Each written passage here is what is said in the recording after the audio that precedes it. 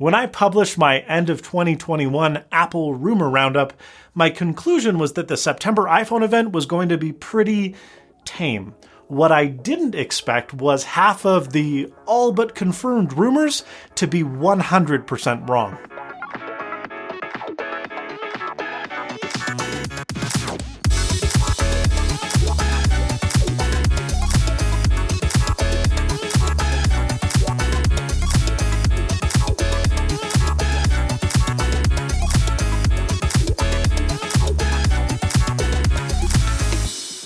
Yeah, remember how I said that the squared Apple Watch that was rumored by all three of the big leakers was ugly and a bunch of y'all got mad at me?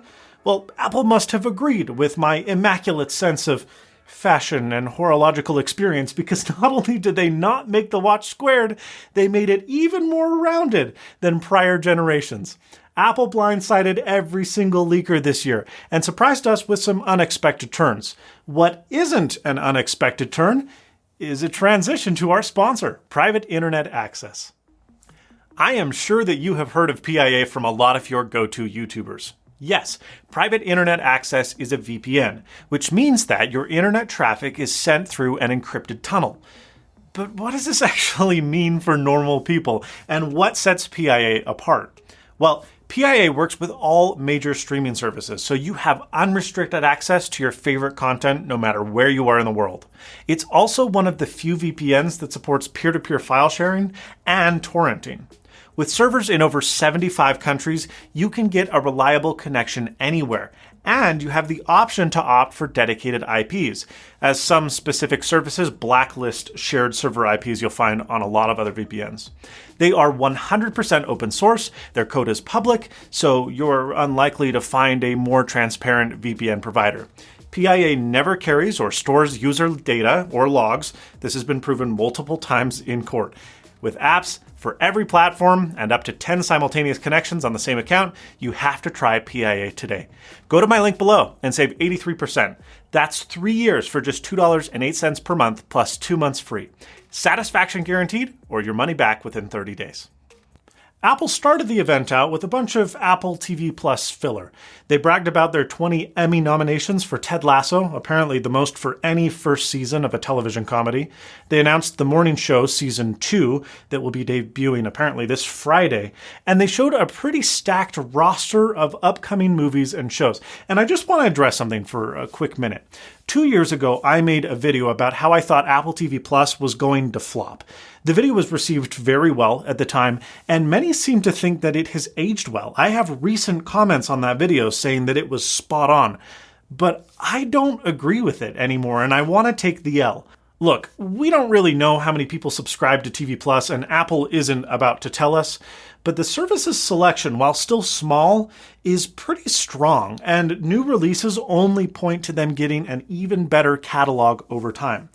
When I made my video, I postulated that Apple would fail against Disney Plus and Netflix, but those are not Apple's competition.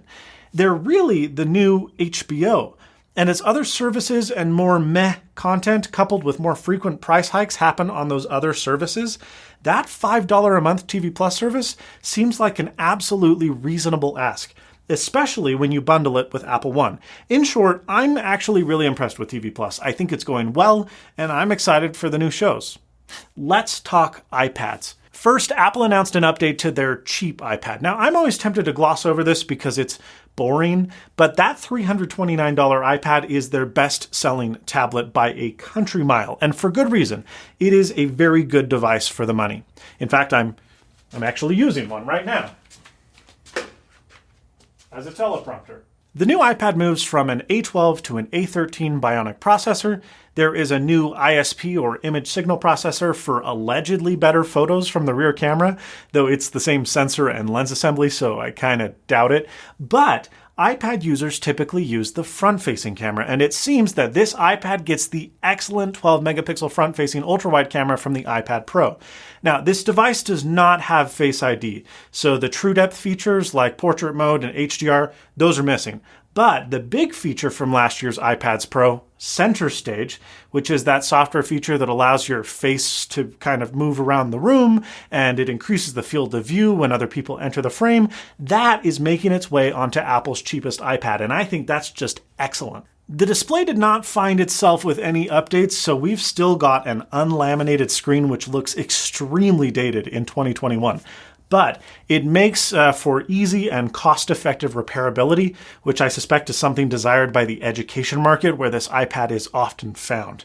A bigger bummer? Well, USB-C not found on this device, so we're stuck with Lightning and consequently the first generation Apple Pencil, which is getting really old. That said, for $329 and with a new minimum storage option of 64 gigs, I think this is still probably one of the best value products in Apple's entire lineup, even if it is boring. Next up is a product that John Prosser's rumors nailed perfectly, and boy am I glad because it looks so cute, the new iPad mini. After years of neglect, Apple has given it a full redesign to match the iPad Air and iPad Pro as rumored. It has that 8.3-inch display that we expected, but inside the same footprint of the older iPad mini. It has a new A15 system on chip. That's the same chip that's present on the iPhone 13 Pro. The display features wide color, 500 nits of brightness, and AR coding and True Tone. Nice, but nothing kind of earth-shattering, nothing like the iPad Pro's mini LED screen, but good.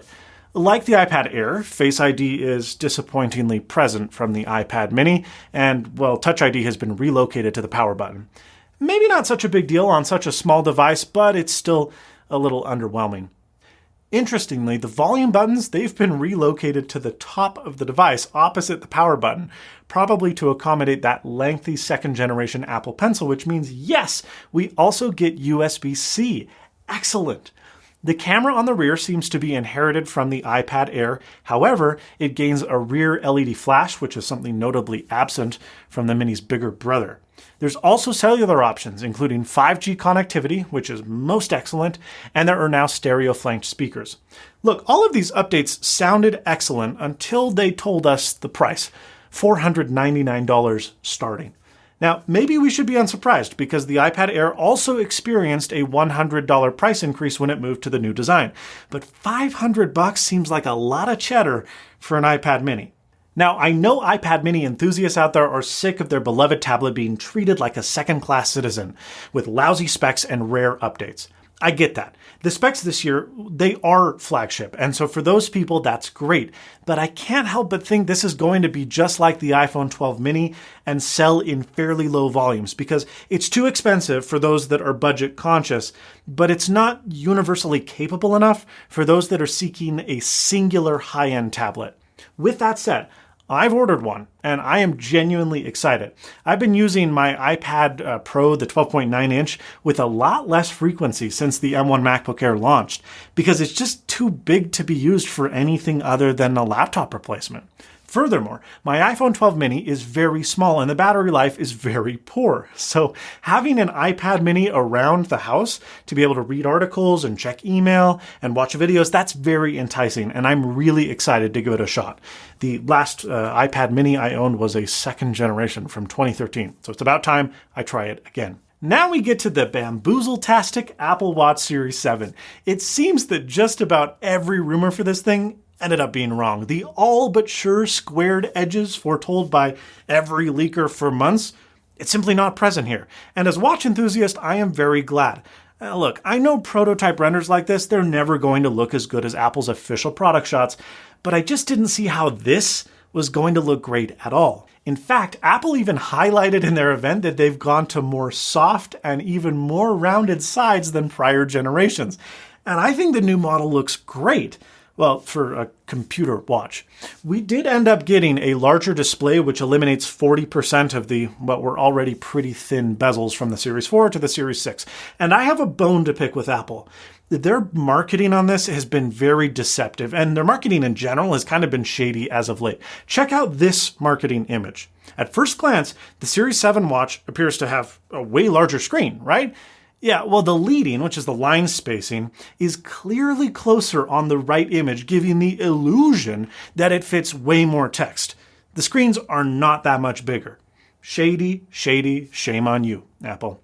But maybe there's redemption because that new screen also removes the ultra dim always on display from the generation prior in favor of one that is an additional 70% brighter. Very nice. The display glass is also 50% thicker, which according to Apple increases its strength. Nice.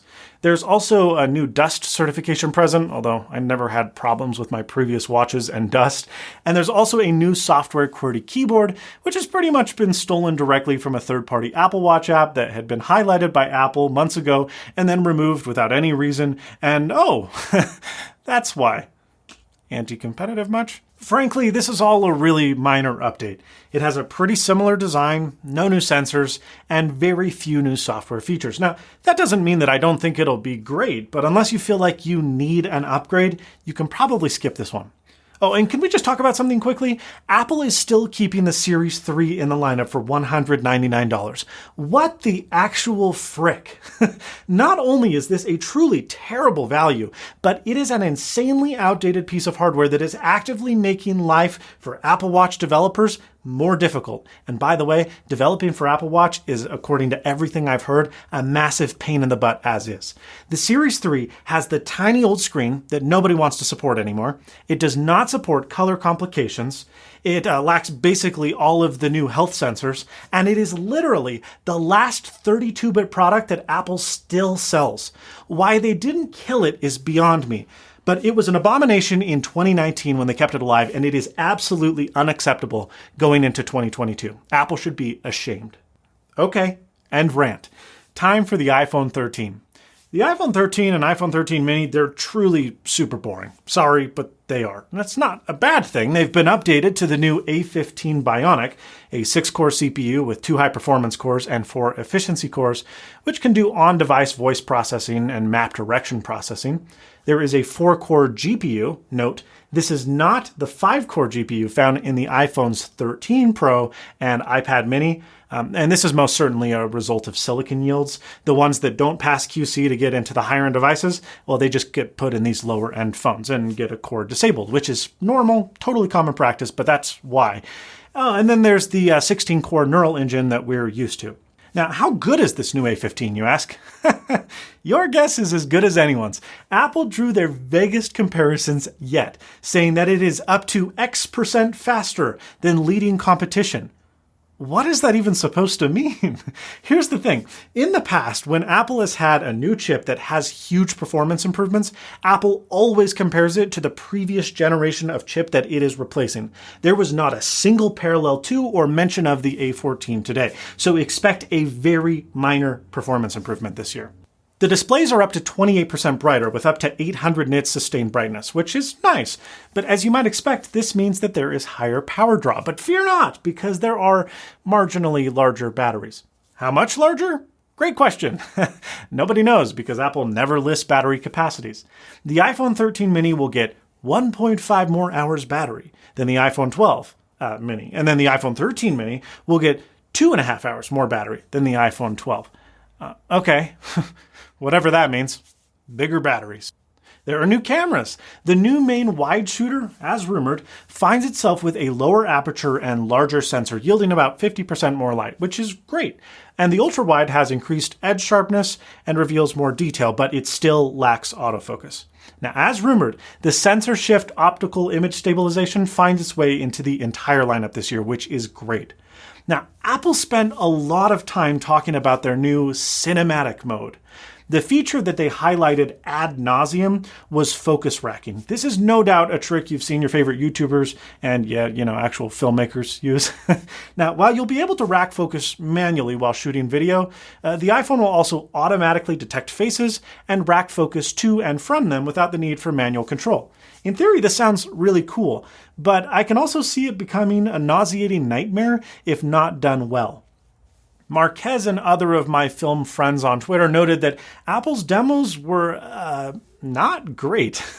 There was a weird amount of twitchy focus hunting, and the rack speed was pretty quick. Now, the feature is neat, but it's one of those, who is this for type features, because filmmakers and even YouTubers, they're not going to be shooting videos on their iPhone. But for normal people, they're not going to want to use this at their kids' soccer game. So I don't know. And that's the iPhone 13 and iPhone 13 mini. pretty boring. The 64 gig iPhone is finally dead though, thank goodness, and their starting price point is $699 and $799 respectively, offered in 5 different colors at 128 gigs of capacity. There is no astrophotography mode, no always on display, no satellite communication. Yeah, probably not a worthy update unless your current iPhone can't stretch another year. Oh, I almost forgot. The notch, it's smaller by 20%. This is something that Apple only briefly mentioned on stage, and it is not present anywhere in their marketing copy. So they're probably just still ashamed of how tremendously sized it is and don't want to bring attention to it. But hey, I think that's excellent. Hopefully we can now get those little icons up there in the bunny ears that I had wished for back in 2017.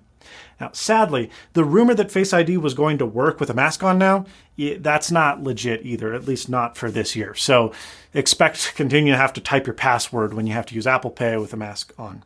Really, the devices that got the upgrades this event that were notable, that's the iPhone 13 Pro and iPhone 13 Pro Max. Now, at least one rumor was true this year. There is a 120Hz ProMotion display on these new phones. Finally.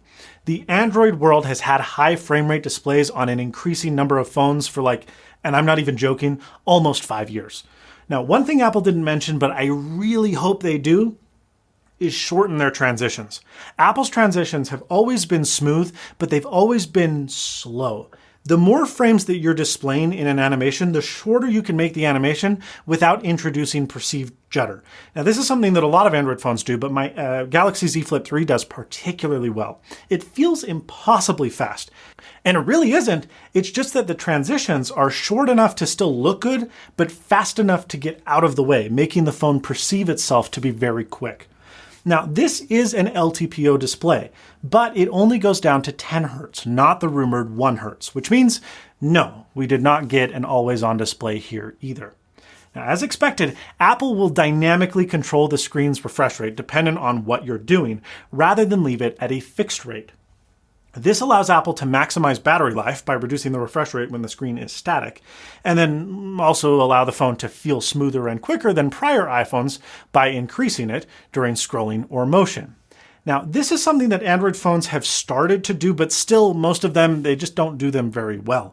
So even though Apple is really late to the game, they'll probably be one of the best examples on how to do HFR right on smartphones.